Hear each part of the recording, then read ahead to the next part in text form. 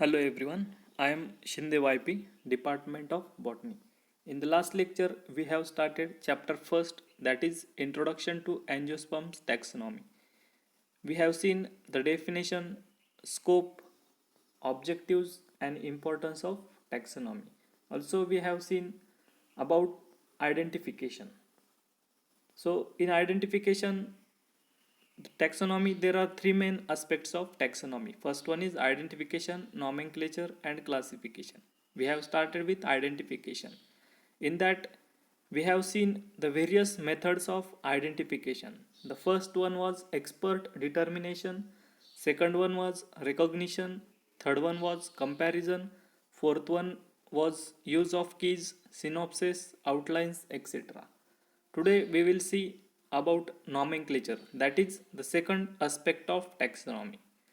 Nomenclature is defined as giving name to an unknown organism.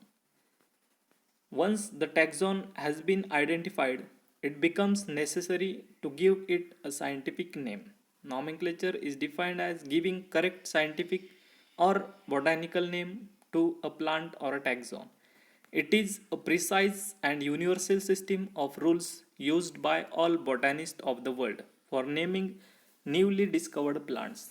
The use of scientific naming for an taxon is an effective tool of communication of information about the plants. Nomenclature of plants is governed by International Code of Botanical Nomenclature, that is ICBN. International Botanical Congress is held at regular intervals.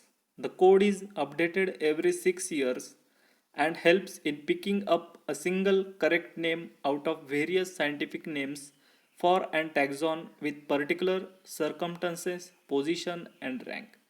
Latin is used in binomial nomenclature, but ICBN gives one liberty of selecting names of plant taxa from any language or source, but insists that they are deemed to be Latin. The binomial nomenclature is the system where naming of plant consists of two words. First one is generic and second one is specific epithets, that is genus and species.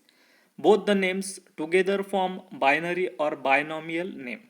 It should be noted that specific epithet alone do not convey any sense unless combined with generic names. Binomial name should be typed in italics, or in the case of handwritten matter, both generic and specific epithet should be underlined separately.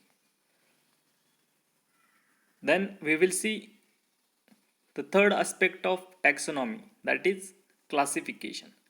Classification is an arrangement of organisms into groups on the basis of similarities and differences. The classification mainly depends on taxonomic hierarchy.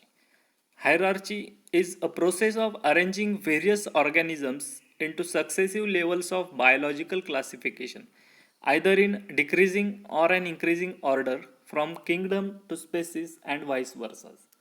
Taxonomic hierarchy means a system of classification from kingdom to species. So first one we see kingdom, then after that division, then class, order, family, genus and species.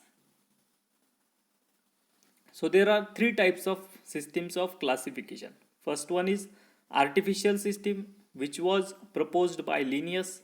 Second is natural system, which was proposed by Bentham and Hooker. And last one is phylogenetic system, which was proposed by Engler and Prandtl.